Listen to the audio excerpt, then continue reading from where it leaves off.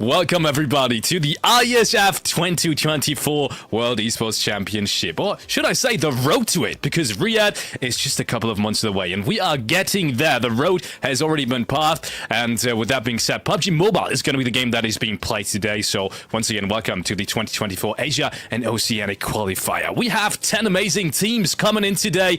My name is Felix and I'm going to be joined by Gideon, and we're going to walk you through these for today and the rest of the evening.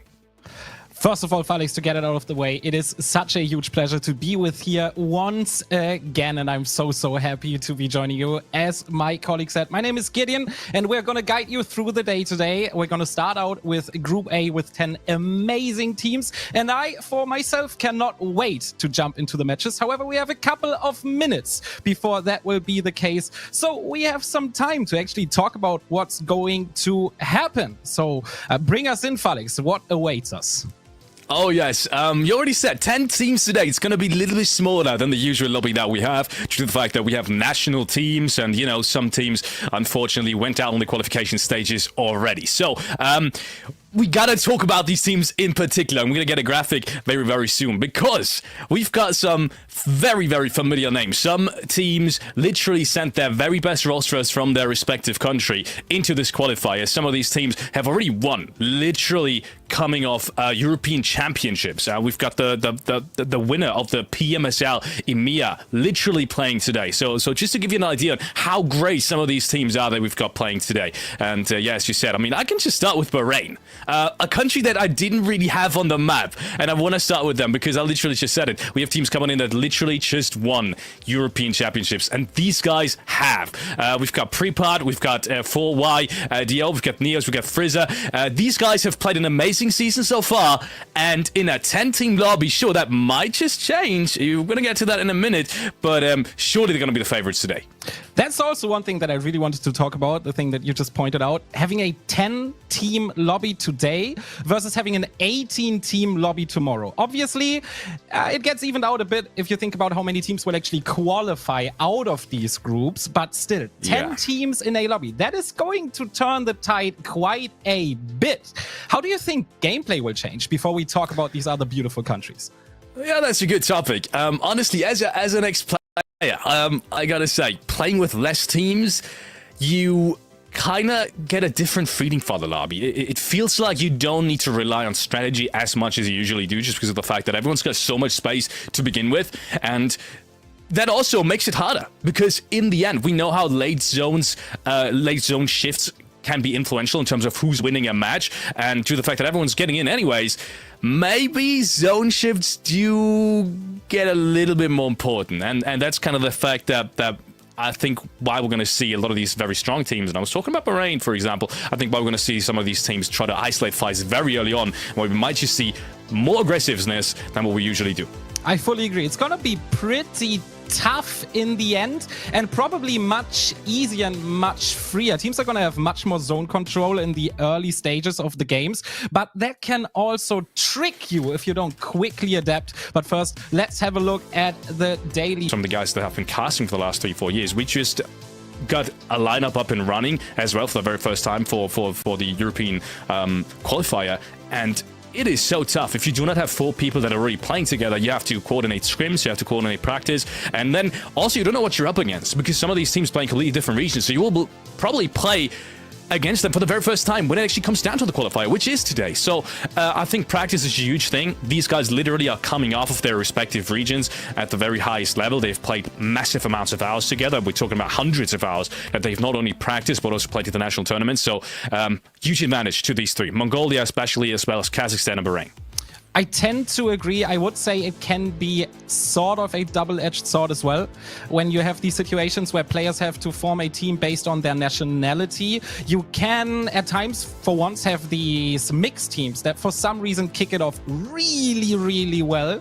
Sometimes you have this new team bonus, basically. You also have this organization signing bonus that always happens as well with some teams. But sometimes you have these teams in national competitions, or teams where competitions where nations face off, where teams can kick it off really well, but also these teams that are used to play in a certain way, that are used to play in a certain structure, that definitely have a benefit by being used to their communication, they are facing off teams that will play drastically different than their usual opponents. So that is the other edge of the sword, basically. They will... This is one of these teams that has so much experience going back all the way to 2020, even further than that, actually. So, yeah, I'm going to be excited to see them play. Actually, AXA literally took first place just last year in the Africa Fall Split. He's had a little bit of a pause since then, but he's strong, and I expect him to be a great fragger here as well. Let's take a look at another one of these favorite teams that we've already been speaking about quite a bit. It is Bahrain. They have a team that has no options to actually switch out players. They came with a 4-player team of Neos, Prepot, Frizer, and Ido, and they will be playing with this lineup for the entire tournament. We have a good mix of 4-player, 5-player, and even 6-player lineups, so the options to change are there, but not for every single nation. Yeah, and these guys, as we said, coming in from Brute Force, literally just won PMSL EMEA Spring 2024, took themselves home a grand prize pool of $70,000, so not to be underestimated. As we head over to Tajikistan, not to be confused with Uzbekistan and Turkmenistan that we are playing as well. No, this is Tajikistan. Very good friend of mine is actually from Tajikistan, so I'm especially excited to see them play. We have Maise, we have Anonym, Kudri, and Golden being the lineup for Tajikistan. It's definitely gonna help if you're good with nation flags in this to be able to quickly decipher which team we're actually looking at. So let's learn another one. It's the Lebanon. It's Hassan who is actually playing today. It's Gringo, Kaito, and Rami. I would say another one of these teams that definitely has a chance. They are playing with a mixed team, 2 players from Heroic in this lineup, also in the lineup that is playing today, and I would not count them out. They are one of those teams, maybe 4th seed coming in based on average strength. Yeah, maybe 4th or 5th. It's interesting to see that Zakaria is not playing. He's from the Heroic lineup as well. I'm not sure what happened there, but they've got Rami instead as the substitution. Normally they would play with Zakaria, who is a very strong, very strong player. We've seen them unfortunately not make it past the group stage in the PMSL EMEA spring season this year, but they have qualified and they are a strong contender in the EMEA region as well. Let's have a look at Mongolia, a nation that used to conquer the world once. They might actually do it all again this year, but in a slightly more friendly way, I would say, in the game of PUBG Mobile. We have Demo, Zyol, Alex, and Godless showing up for the Mongolian lineup. They would have the chance to sub in Rogue, who is not playing today.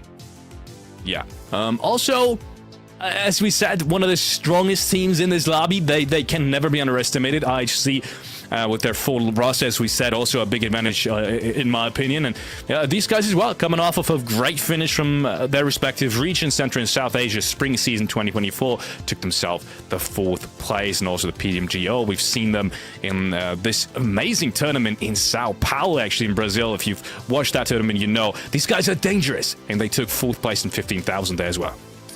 And then let's head on to Turkmenistan, one country with one of the most unique flags, I would say, on the globe. Not only in this competition, but that flag is going to be easily spottable on the map in just a few minutes when we jump onto SANHOK. They are playing with Klaus, Chappie, Aito, and Legenda, and they will be joining from Turkmenistan. So many beautiful countries in this list as well. Even though every country obviously has a beautiful side to it.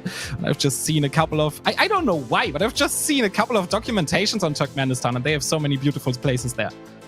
Oh, yeah. Let's see if it helps them in this qualifier. To be determined. They're definitely one of the more, I want to say, lesser experienced teams in this lobby. As we head over to Uzbekistan, they've got a huge fan base in PUBG Mobile as well, coming in with Fragger, Hardboy, Helios, and Tepok.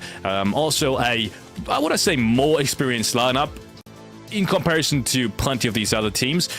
They've, some of these players, Tepok especially, played in Central and South Asia spring this season as well in PMSL. In a different team, though, in Hardbaz, I believe it was. He's definitely one of the more known players from this region in general. I want to say one of the stars coming in from Uzbekistan, so not to be underestimated either. Moving on to Palestine, a team with 5 players actually. They also brought a sub to this competition. They're gonna play with Ooze, Mumbai, Dream, and Timon. And let's see what they will bring to the table in this competition. I think we're close to the end. Not sure if there's still a lineup missing, but definitely looking at a Palestine for now. How do you think their chances look like? Yeah, look, I want to say generally not a bad team, just not as experienced. We saw them last year in the IESF qualifier as well. They had a great qualification stage, actually. They took 4th place in their respective regions. So I think they are not to be underestimated. Then again, with these big names like Mongolia, like Kazakhstan, like Bahrain, I don't think they can compete yet. But we've also said this is different in terms of structure this tournament. We've got 10 teams only, so who knows what's going to happen. If they frag out, if they've got a good day going, maybe a second good day as well, top 2 is doable.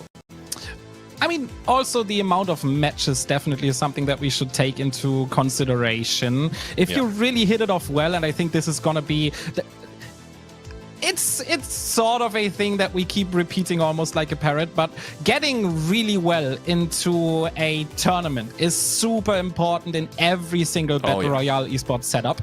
Definitely important for PUBG Mobile esports competition, and definitely important if you only have a very limited set of maps that you will play, and only the top 2 out of 10 teams will qualify. So I think maybe these first 3 maps today will definitely show us where the way is going. Maybe one team will turn out to be so dominant that they almost already set in stone their position in the first 3 maps. It might happen. We sometimes see underdogs perform well in the beginning as well, and then when the lobby adapts to the state of play, the teams that have more experience in general turn up really strongly. But I think if a team that is not a top dog in this lobby on paper wants to make it, they will have to show up strong in the beginning. You know, this is interesting because we saw Brute Force in the PMSL EMEA just now, and they've had a pretty slow start, I want to say. That is something that you just said just cannot happen here. You've got 12 chances. You've always got an entry into the zone. That's the good part. You won't really find other teams potentially harassing you in the early game, which is one of these things that sometimes you just cannot really plan against in PUBG, and PUBG Mobile especially. So that's kind of the one thing that makes it a little bit risky. If that is eliminated like we have in this lobby right now, it really does come down to your individual mistakes. And so once again, sure, these players are experienced, but if you've got a bad day, maybe 1 or 2 or maybe 3 games, you do a little slight mistake that might just cost you the qualification with the top 2. Definitely. And there's going to be teams that will use the situation with the 10 teams in the lobby in various different ways, I think. Some will try to use it to their advantage in terms of covering more space in the beginning of the game. And then there will also be those teams that will just try to stay out of harm's way in the first 10 minutes and then think and plan that there's going to be more space in the later zones than usual, and then probably play 1, maybe 2 quite aggressive moves straight into the middle of the zone. And I think that's exactly what we're going to see, and I'm going to keep my eye out on that, because I want to see some teams taking a lot of space and basically saying, we are here, we are the top dogs, you can try to fight us, we're going to take it, but you will have to fight for every single inch of that safe zone. And then there's going to be teams that will be like, all right, we are on the edge of the circle, let's just stay here for now, because we can just wait for a couple of teams to drop out, and then we're at least going to be safe in the placement points. Yeah, also the thing is, some of these players that we are playing for the respective teams, Palestine, in my opinion, is a great example of this. They've got players that maybe haven't played in a while at the very top level, but they have at one point. All right, they've got 2 players that originally played in the PMPL. I believe it was Africa region, actually. Batika Mamba, I believe it was Africa. No, excuse me, Arabia. And then before that, it was Middle Eastern Africa. But just goes to show you that these guys, they had this very, very high skill level at some point. Then they have retired to some degree, at least. I believe Batika hasn't played in the last 2 years. Doesn't mean that if he comes back, he's not going to be able to frag anymore, right? And ultimately, that's what gives you the advantage in these qualifiers. And that's what we've seen just a year ago as well, when Palestine had this great qualifier run. So, yeah, I'm just a very slight bit of worried for these very top teams, but not really. Also, you only got 2 slots, so it's Mongolia, Kazakhstan, and Bahrain, but not all of them are going to make it through. I will add on top of that, I'm more worried than just a slight bit, to be honest. Especially given how fast-paced PUBG Mobile Esports develops in terms of strategy, in terms of adaptation strategies, in terms of how the lobbies play. And if you haven't played for quite a while, basically every other team and every other player in the lobby will have a natural feel for what is going to happen at which stage of each map. And if you don't have that, you have to put so much of your focus on not messing up instead of proactively doing something good. And we have seen that doing something good proactively is basically the #1 recipe for topping a lobby of this caliber. So I'm more worried than just a bit, but at the same time, I'm a huge fan for underdog stories, so I'm gonna be watching.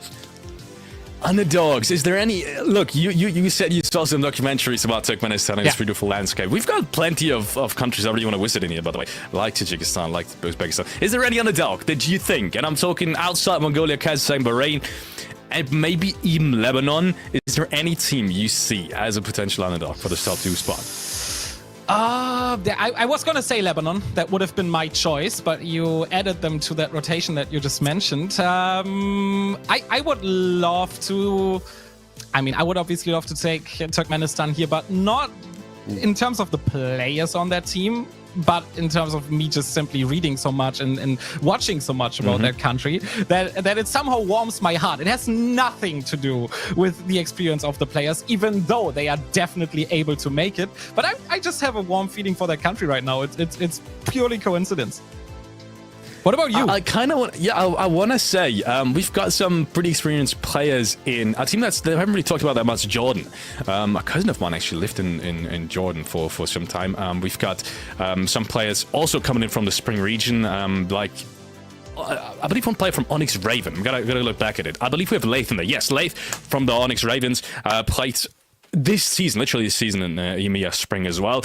Unfortunately... Likewise, as Heroic, they found themselves at the very bottom, 17th and 18th place, so nothing really came off of it, but still, that's good experience, especially since that is also a play that we've known for some time. Same goes for Ragnarok, and even though I haven't really seen Ragnarok play in recent times, yes, I'm just looking at his profile, he hasn't played in a year in very big tournaments. He's also a player that, when he was at the very peak of it, he was absolutely amazing. He was also a big part of why they played so well in the IESF championship last year, right? So he was a big part of that. So I kind of want to say Jordan is my underdog pick. I'm gonna say something outrageous here, and I'm gonna, or at least potentially outrageous to some of our viewers at home. Okay. Number 1.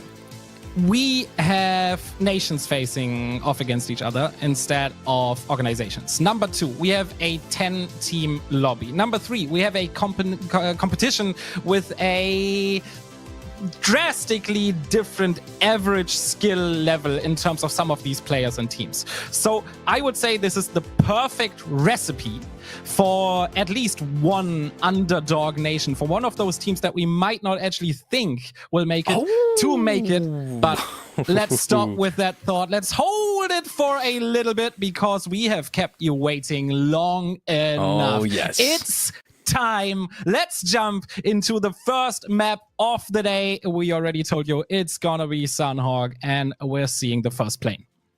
Ladies and gentlemen, welcome to the first day of the IESF Asian Regional Qualifiers 2024 for PUBG Mobile. Once again, we have 10 teams facing off in case you've missed the very beginning, so make sure to support your team in case it is playing today, and even if it isn't, in the chat. It is going to be very, very interesting seeing all these teams in SANHOK. I want to say SANHOK, with a 10 team lobby, is almost competitive, right? Normally I hate SANHOK and competitive, but I feel like in this case, it must be my favorite map today. You're taking the words out of my mouth. I'm going to 100% agree. For a 10-team lobby, this actually is an amazing, amazing map to start out. We're still seeing a hot drop. We have seen that 2 teams, and it's not surprising, Painan, basically one of the 2 or 3 top-tier loot spots on this map, given the amount of zones that you can safely and easily rotate into, and given the smaller size of the map. So it's not surprising that we're seeing a potential hot drop, a potential early fight. At the same time, 10 teams, and you're fighting early in a situation where only 2 teams make it out. I cannot shy away from saying that I don't think that's a good idea, but let's see how it turns out. Let's see, as we have the, I want to say, favorites. Am I just going to say it? Yes, we have a couple of favorites, but one of the absolute favorites on our screen, starting all lonesome towards the northern part of the map as well. I feel like we've only really seen one small contest. I think it was somewhere towards the middle. I don't remember if it was... Yeah, it was in Pioneer. It was in Pioneer.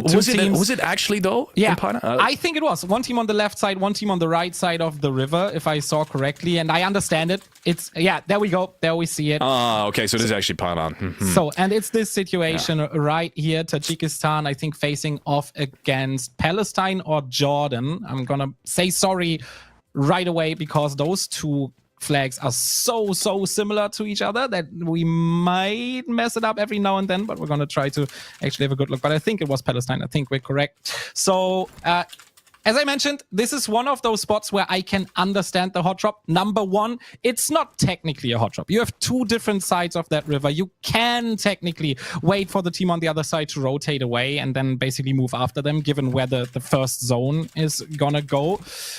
On the other hand, I understand the hot drop. I would even understand if they would fight for it because strategically, this is such a good spot because you have access to both sides of the river. So you can play into the eastern bigger part of SANHOK, but you can also play into the second bigger of the three islands. So this gives you a lot of wiggle room, especially in a lobby that does not see 16 teams.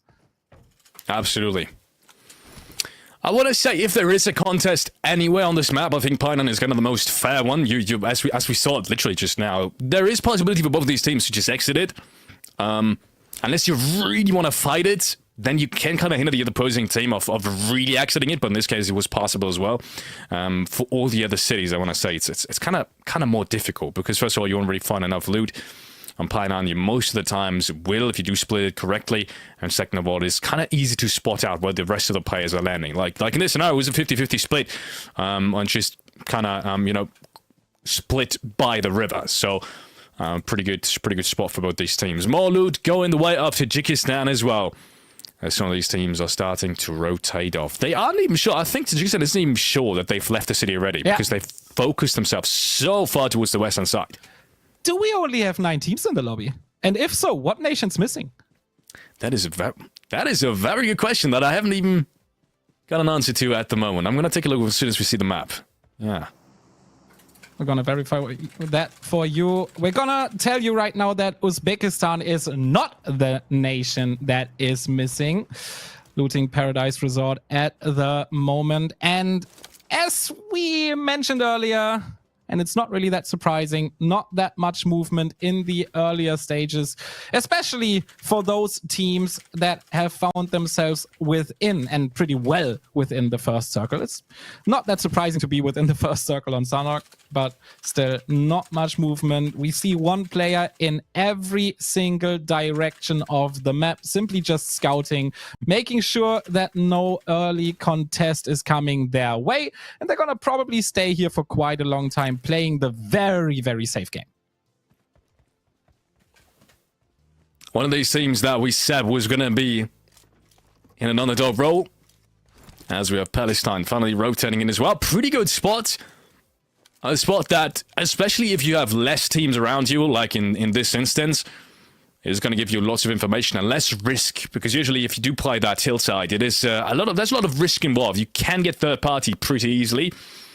Well, in this case, phase 1, as we said, with only 8 other teams around you, the risk of third partying is going to be less. I'm hoping going to see some teams really try and maximize this kind of train of thought, take as much space as possible, because the distance between you and the rest of the players, it's going to be immensely big in the first couple of phases than what it usually is. 100%. I think the teams that get a really good first circle pop, they are going to play potentially even more defensive than usual, simply because they only have to wait for a couple of teams to drop out, and they're going to take a really nice placement point payday home with them out of each individual map. But the teams that have to play into the map, as Mongolia is doing right now, they will very likely take more space quicker than usual, because they have to think. They have to consider that there's much more room than usual. It comes with some potentially unwanted surprises every here and then if you take too much space and run into somebody that you didn't anticipate. But at the same time, I think it's worth it. I think teams can deal with losing a player early here and there in this competition, given that now we only have 9 teams, simply because the benefit of having much space is so big. Absolutely. Lebanon on the very first rotate as well. And we were talking about all these potential splits and positions that these teams can play with. Lebanon, on the other hand, it's phase 2, and they're just sitting very comfortably on the east side of the quarry, not really wanting to take much than what they really need to. I mean, they're having a 4-stack up on that hillside, despite the entire quarry being clear, and even the other side of the road, now that I say it, they finally drive over, being free and open as well. I'm going to have to take a look at the map to see whether or not that rotate is really going to be paying off. As the next rotate is coming in, we might just have our first fight as Kazakhstan is driving in, and the drive-by from Puncher is going to secure him the very first frag. First frag of the round. 35 players remaining. That's a funny thing to see. We're seeing utility being used now. First grenade coming out. No knock just yet, though.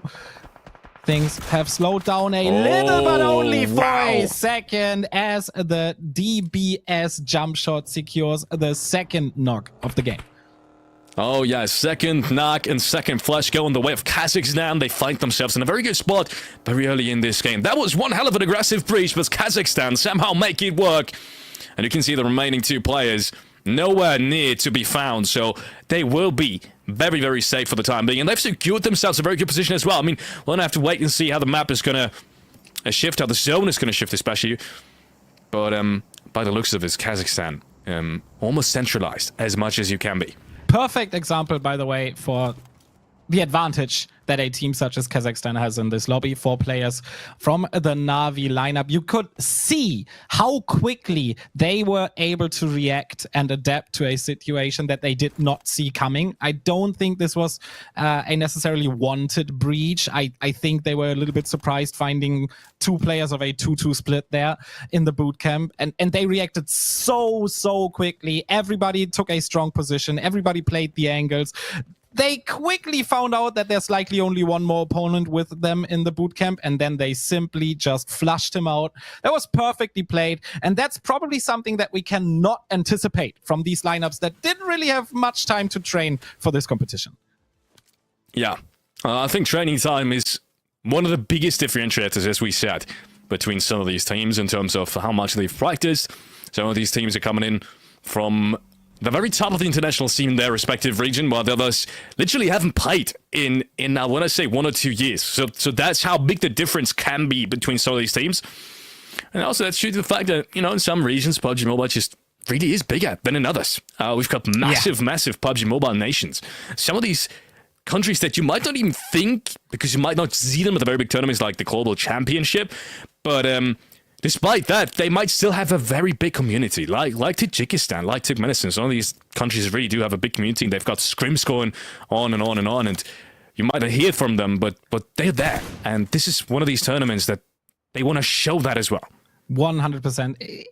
I actually have a very funny story to share in that regard, because I've just been asked to help a little bit with the first big esports exhibition on the globe. Now that not many things are happening, even though I see a knock against Turkmenistan there, and a flush. Again, they're actually going out. Also a little team knock situation here. 2 knocks, 3 knocks against Turkmenistan. They seem to be going out quickly if Klaus cannot do anything against this. And he can't. The fight is quickly lost. And that seals the deal. Turkmenistan, the first team to be eliminated in the first round of the day. Quickly getting back to topic. There are many countries that did not have esports in mind at all 5 years ago, being those countries where it is not that usual to have a computer, a PC at your home that is strong enough to run these games in their PC version. But since they all have smartphones, mobile esports and PUBG Mobile esports exploded in those countries. And that's why we see all of these incredibly strong players in this competition. Absolutely. Perfect example of this is Kazakhstan. As the Molotov comes in. Oh, it just missed the target, unfortunately. Didn't go in all the way. I think it actually bounced through the door and outside of the I think Little Shack again, and somehow that player is still alive. Now the nade is coming in from Asa. And surely this time around it's going to hit the target. Now it pops, goes in, somehow still misses him. And there's a green knock coming in as well. As they somehow falling apart for the second time now for Kazakhstan. But they still make it work as the smokes are raining in. And finally that player has been secured. Only one other player on that shack.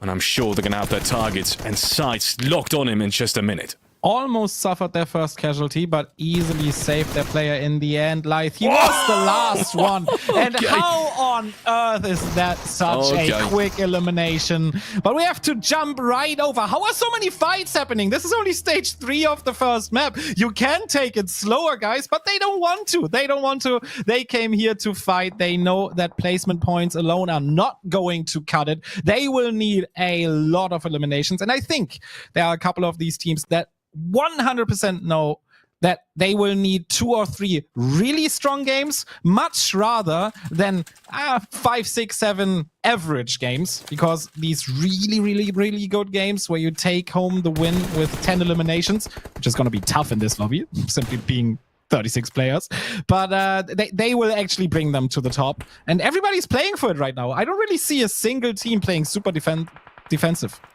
No, absolutely not. Everyone wants to get a piece of the action as soon as anything starts. The same goes for Bahrain. But, as opposed to all the other teams, they haven't really made that cross towards anything in particular. They could have crossed the street just here, because we saw lots of these teams fight on the other side, right around these ridgelines where IESF is playing for at the moment. But they were probably, out of all the top teams that we have in the lobby, one of the most passive teams. Sure, they popped up their shots, but they didn't really want to get into it, and that's through the fact that that position is pretty good to hold out all the other teams. You can see they have a pretty good 2-2 split, 2 players up on the hillside. It's an almost unbreachable compound, and every 2 players just down below. And that compound in and of itself is pretty bad, but if you split it with up top, great position, great information, you can hold out everyone's coming in from the north side. And then on top of that, you simply don't want to give that compound up, because it gives the other team, Mongolia in this case, an easy chance to rotate behind you and simply annoy you for a total of 5 minutes in that one compound that you're then left with. So, makes total sense. I would still say that this little competition over there between Bahrain and Mongolia was a little bit out of boredom. None of these 2 teams would have ever really pulled the trigger and went into the fight. They simply want to control their part of the map. Now after the next shift, Bahrain actually immediately rotating, and Mongolia with them. And so they meet again. Oh, and this could be perfect for Palestine. They see Kazakhstan rotating on in. Good shots are being pulled against them, but no knock so far. And that's the first one coming in. I do believe it was Hamza finding the first one against Kazakhstan, but Hamza's immediately turned by back. And by the looks of it, it might just be a standard for the time being. Yes. Do remind it, Palestine has already lost a player as Hamza has just been flashed. 6 is going down as well. More shots are raining in from the other side. This could be a huge upset for the first round if Kazakhstan goes down. They have secured themselves quite a few eliminations around bootcamp early on. 4 and counting, 5 and counting for now it should be. But as you said, this will be a standoff. Position of Kazakhstan was unpushable for Palestine, but they can take these safe shots out of the distance, just as Bahrain is doing against Mongolia at the moment. I'm surprised how many fights we're seeing early on here. Once again, now it's Kazakhstan actually pulling the trigger against Palestine. They know that they've taken one of their players out, but it is a 2v3 for now. Palestine somehow still stranded with Wajam, trying to make something work as Kazakhstan is approaching slowly but surely with the 2 players remaining. They want to clear this side. One more frag is being secured. That's the 7th already, as Bahrain hasn't got a single one, and that might just come to bite them because they have to clear their side as well. There comes the shotgun as 12k in hand, not even the DBS, as Kazakhstan somehow clears their side once and for all. And that's once again same but different basically. As their situation in bootcamp, they are surprised a little bit. They are going into the fight from the weaker position, and they are still winning it based on stronger execution. They have lost 3 of their 4 players, and now potentially actually getting back up to at least a duo with Puncher going for the revive here. But still, they've lost 50% of their team, but they secured 8 eliminations already. So this is a good game, even if they go out next. You say that, but at the same time, if you start with 10 teams and you survive 2 in your own in the placements. I'm not even sure if it is a good game for them, because the second place is definitely going to get 6 placement points, and it's going to be more likely the teams get more and more and more placement points. So I'm not sure if I like this. We're going to have to wait and see. Maybe that what I just said is coming back around on me. Maybe I would add something it's going to look completely different. I would say, yeah, go ahead. I would say when taking into consideration that they had bad zones and had to fight 2 teams already, it's a good game, because over the entire duration of this qualifier, they will have 1 or 2 really great games where a team such as Kazakhstan will just get 8 eliminations for free and still be strong as a full squad. And that's why I think, given the situation as this map played, it is a good round for them, because this could have been horrible. They could have driven into bootcamp, lost 2 players, and then basically had a 3-point game or something. And they have an 8-point, 9-point, 11-point game already right now. That is very true. I'll take it back. Yeah. If you put it like that, definitely. You take the zones into consideration.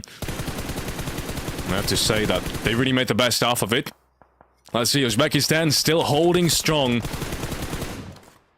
towards, actually in total buildings as well. As Frega finds the first one. IHC is in trouble. That might just be the second knock. Somehow he survives. That would have been massive for them, especially since Alex would have to rotate in just right behind them. He's getting shot in the back. That would have been the second knock. But it's going to take down only one as Frega is being traded. And has to fall down, wait for the rest from his teammates. Setting up a strong defense is crucial here in Paradise Resort. They can make it out easily into the current center of the zone. The southern way is quite easy to take, especially because they already have a player there that is currently holding that position, basically dead center of the zone right now. Uzbekistan, with a very strong position, they would have loved to actually get at least one of those flushes right here of the 2 knocks that Frega found. But still, they managed to stop their enemies in their tracks. It's Mongolia still, by the way. They have basically rotated around the entire north of the map by now and find themselves on the eastern side. And that's what I meant. If we had a look at the map replay, basically, of this round, you would see that Mongolia rotated across half of the map and still found a place that they can play. Absolutely. And you can see now with this beautiful screen, props to the production, that IHC is slowly but surely trying to make their way into the next zone. This is disastrous. That's that knock should not have happened. Yeah. Tapper goes down very unfortunately, and that's going to give IHC a perfect opening and potentially crossing now towards the big resort, which they otherwise, I'm pretty sure, wouldn't have. This must have been a huge communication mistake, because that team, they were aware of the entire 4 players. They had actually knocked 2 of these 4 players previously. No idea how you can get caught that much in the open. Guess it's going to be a first round mistake. Kazakhstan eliminated by now. So they actually got in 5th place. I think they're going to put this in the books as a sort of good game. They're not going to be unhappy. But you're right. The rest of the teams is getting so many placement points almost for free. If you're looking at Uzbekistan, all they had to do is defend their position for an entirety of 15 minutes now. And now they're only starting to fight. Let's see if it's still going to be a problem. The one play that they did get the flush on wasn't actually Uzbekistan. It was Kazakhstan. So Uzbekistan still have the opportunity now to get him back up. Yeah, it was tough to spot, especially with all the new flags coming in. Usually we cast organizations. This round, it's going to be flags. It's still a bit more difficult, as Tajikistan is now rotating on in. For any Tajikistan fan, this is the most crucial spot in the game and in the tournament so far. They want to start off strong. You said how important it is to have a good first game at the beginning of a tournament. And so far they really have 6 eliminations and 4 players still left alive. All the other teams are potentially going to fight themselves before being focused on Tajikistan. Tajikistan forced to rotate now, though, while every other team is in a strong spot. And they will notice that it's never great being the last one to join a party, as they are immediately evaporated by several different angles of Mongolia. Tajikistan out, 3 teams remaining. Oh, Mongolia. That is a beautiful skin, by the way. I gotta put that out there for a second. As Bahrain has now made its way in towards the western side as well. This is a deep shift down towards Tajikistan. That is massive. That is massive, massive stuff coming in for Tajikistan as well as IHC. Maybe even more so for Mongolia, actually. Maybe even more so for Mongolia than it is for Excuse me, I was saying Tajikistan. Maybe more so for Mongolia than it is for Uzbekistan, of course, depending on how well they can play on top of the roofs. But we'll have to wait and see. The one thing that we should focus on now is definitely utility play. I assume that Uzbekistan should have a ton of utility left, given that they have never moved and only fought on long distance. Also, another big advantage is that the other two remaining teams are kicking it off with a fight. Bahrain is basically being taken down already. So it looks as if it's gonna be a fight between Mongolia and Uzbekistan for the first win. Pretty good shots. No knock so far, though, apart from the one against Tapok. But this nade could be absolutely massive. Goes in, doesn't hit anyone, unfortunately, as Dams goes down. And Mongolia find themselves in a 3-on-3 scenario. Let's see who's gonna pick up the rest of these frags. In the meanwhile, Bahrain is eliminated as well. One of the absolute favorites to take home this one. Might not even find themselves in the top 5 after they've only gathered a couple of frags in total. Uzbekistan starting this fight with losing a player is obviously not optimal, given that they are the team that has to move more than Mongolia, and also the team pretty much pinned in the lower ground. This could be an easy win for Mongolia if they play it right. Oh, that nade almost gets a second knock. They also got a player really close to that wall already. Oh, and that knock is beautiful. Wow. Mongolia is gonna win this, I think. I think so too. I mean, honestly, they have to. It's a 4-on-2. Next knock comes in, and now it's just Alex with a DBS in hand. Pops around the right side of the corner, and the last player goes down as a result of that. Good team play coming in as we have the first winner of the very first game of the IESF Asian Regional Qualifiers, and it is Mongolia. I want to see a tracker on that rotation of Mongolia. They have been all the way up north in that standoff that we spoke about against Bahrain, who ended up 3rd in this round. Then they rotated even further north when the zone shifted eastward. And then they rotated all the way around the map and ended up where Kazakhstan would have ended had they survived that 3rd or 4th rotation that they had to play. They must have moved, I don't know, a dozen kilometers in that round or so, and still ended up winning. Also due to the fact that so many teams fought early and that we started with 9, obviously, but still, that was an amazing strategic move. Zone after zone after zone by this team that really deserves that first win. Yeah, amazing how they dodged the fights that happened originally just across the bridge on the northern side, just north of Bahrain as well. They made sure to keep it at a distance and especially not to lose anyone.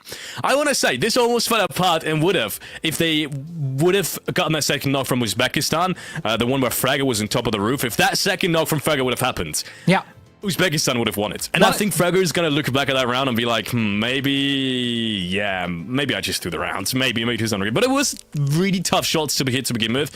But honestly, Fragger is such an experienced player, so I kind of would have given it to him as well. But either way, yeah, first SANHOK, and the only SANHOK for today is going to go the way of Mongolia. I also think that Uzbekistan maybe was a bit too shy to pull the trigger here. Fragger got that first wonderful knock, then almost knocked the second one, then actually knocked the 3rd player moving closer to him. I think they could have maybe chosen to actually pull the trigger, throw a couple of nades in the direction of the enemies to at least get 1 or maybe even 2 of those flushes. And you're fully right. If they get at least 1 there, they do win that round. I'm almost 100% certain. Mongolia only won the round because they could play so many angles from the high ground in the end. Yeah, you could also see here Kazakhstan once again fighting against Palestine. I think even before that, clearing out people in boot camp.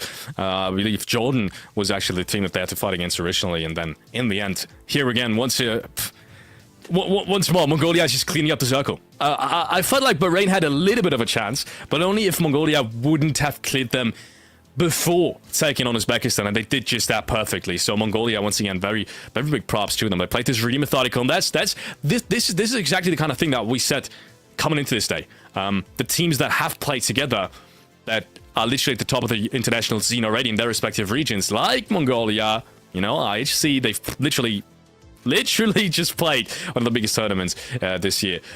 These guys are going to have an advantage, and you can see how methodical they played. Yes. These types of mistakes just don't happen for them. 100%. You could 100% see if you would basically turn every single team color gray on the map, and you would have somebody that knows at least a little bit about PUBG Mobile guess which of these players know the rest of their team really well and which don't, you would be so easily able to pinpoint Kazakhstan and Mongolia here. Kazakhstan, because they rotated so well and they took every fight so methodically. Also that fight on the western compound of boot camp where they used their nades. The first Molotov was not that great, but every single nade after that was pretty good. Also them not losing their player that got knocked in the process was so well done. And obviously Mongolia rotating perfectly. They spread up so wide in the northern side of the, I think, second and third zone it should have been. They covered so much area that even when the circle hard shifted away to the east,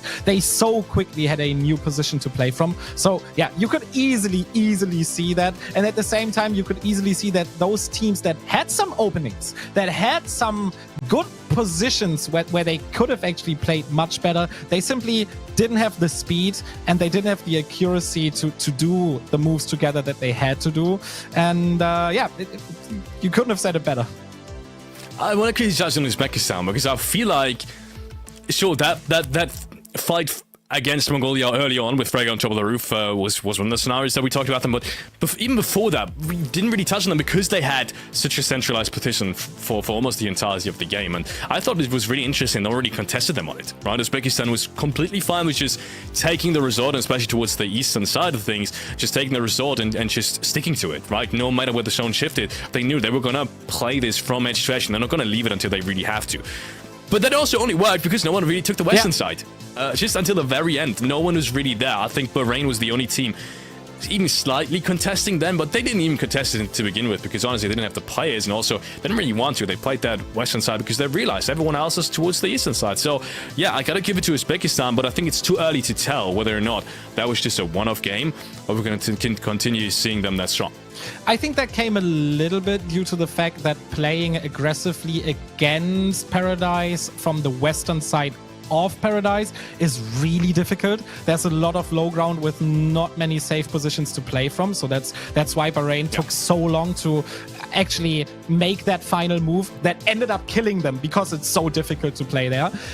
But on the other hand, I tend to agree, and I'm going to do something really boring here and blame it all on RNG. I'm just going to say the more active teams that wanted to fight early on were simply in the southern side of the map, and the teams that wanted to play it more strategically were in the northern side of the map. And so nobody actually decided to move close enough to Paradise Resort to ever be a real threat against Uzbekistan. Yeah, I thought maybe Bahrain was going to be that team. Once again, I got to touch on Bahrain because they held that eastern compound towards the bridge and that compound just down below for so very long. And I thought they're only going to do that if they don't want to let anyone in towards the northern side, which they did, right? Mongolia had to rotate all the way around towards the eastern side. That was exactly what we said, right? If they play these positions, they want to make sure no one is rotating across the street and getting into that forest. Not even on their hillside, but even on the other hillside as well. But yeah, unfortunately, I don't think we saw it, but they lost a player at some point, and I feel like that threw them the game away as well. Imagine Bahrain being in the same spot that we saw them in the very late game, but with 4 players up.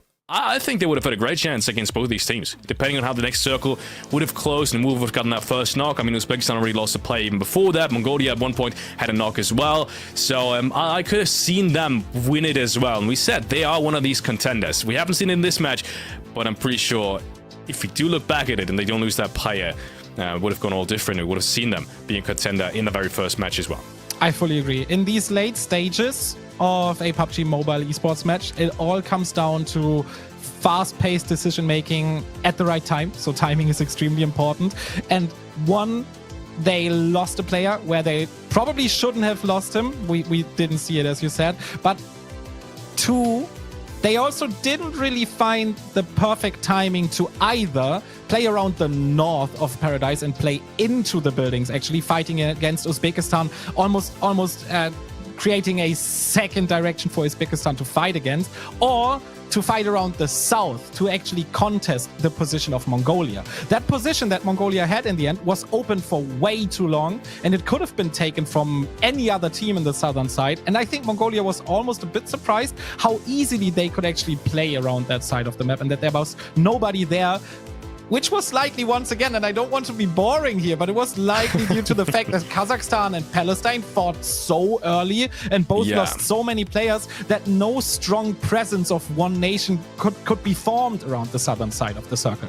All of this would have been so different in a full lobby. All of this would have been so different. Also the fact that Mongolia won that game after 5 rotation points with only 8 eliminations. Usually you come out of that game with 18 eliminations in a normal lobby.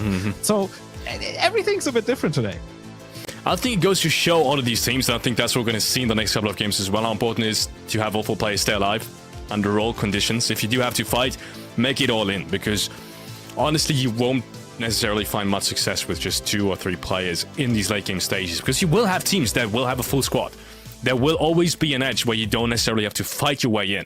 So I think just keeping all 4 players alive under all conditions, that's what some of these teams will have realized. I think especially Bahrain and especially Uzbekistan as well, who had a very early knock against Mongolia in that late skirmish. So yeah, we're gonna have to wait and see. We're still holding out for these overall match stats that we're going to take a look at in a second to see who's really where, because I said Kazakhstan, sure, they had a lot of frags, but I don't think they're necessarily, just because of the placements, I don't think necessarily they will be at the very top. I think you said 11 points, I think 8 eliminations and maybe like 3 placements is what they've gotten.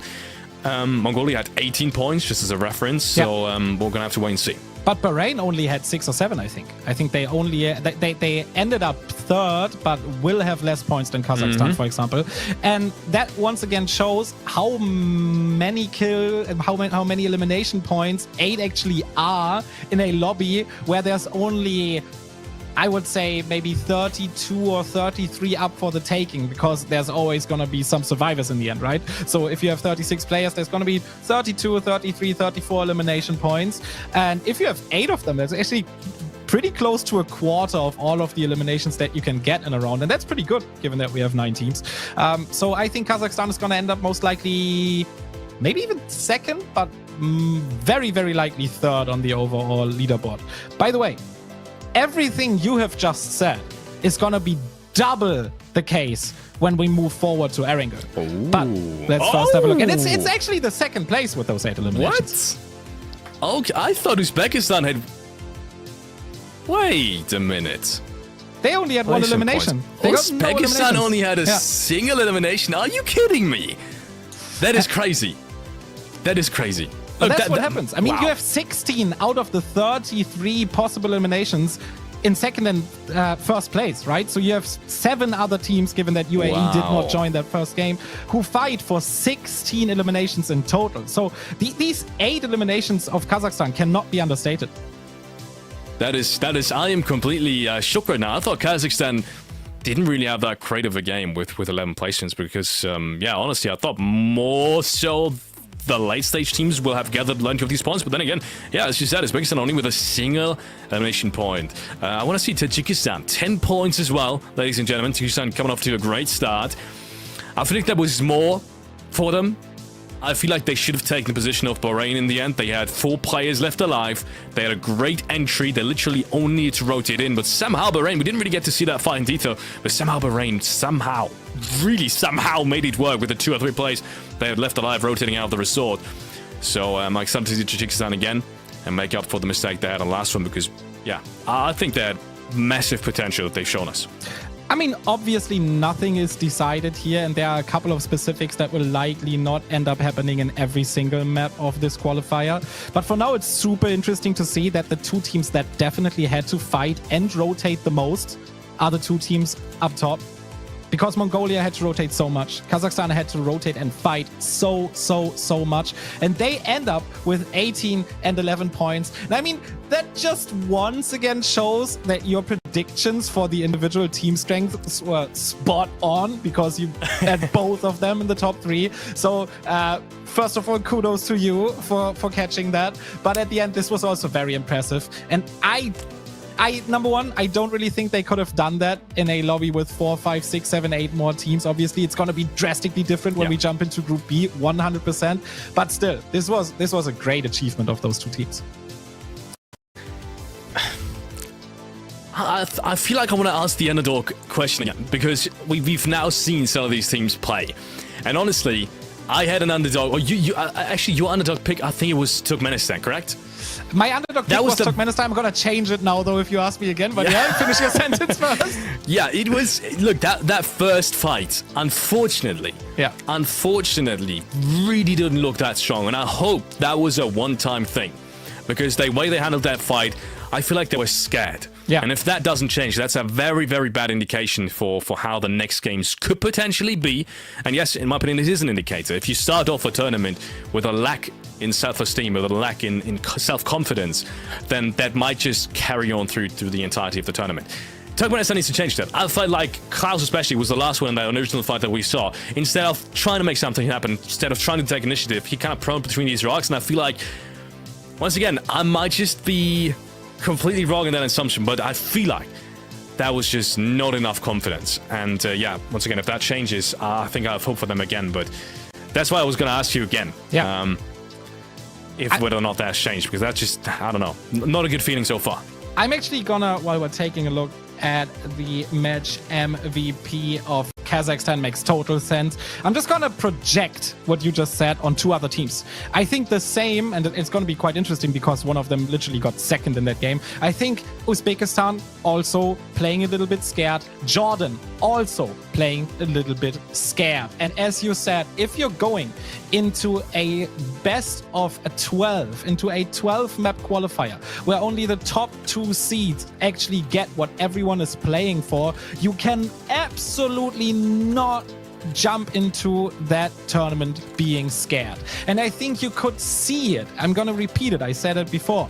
You could see it in Uzbekistan. Fragger gets 2 knocks, and they don't at least try to throw some nades in that direction. They don't at least try to get that eastern side, that so valuable eastern side of the remaining circle for themselves. And I think that shows a little bit of them being scared as well. My main issue is, if I take these 3 out as my underdog picks, and we say that Bahrain, Kazakhstan, and Mongolia are the top dogs, I pretty much once again have Lebanon left. And I would say my underdog, while that is a pretty, it's not really an underdog pick, but I'm gonna stick with Lebanon for now. That's a fair pick. I quickly want to touch on Becca, because we just saw him as an MVP. We thought now he was going to play in the full lineup. Apparently they don't. Becca from Major Pride is going to be standing in here, who is the 5th in that Kazakhstan lineup, and he's standing in, he's already got the MVP. I'm just saying, he's standing in, he's already got the MVP. I'm just saying, Kazakhstan really, at least in the fighting spirit, off to a very, very strong start. We will be heading into the next game very, very shortly, ladies and gentlemen. Won't even head into a break, as the next one is already in starting conditions.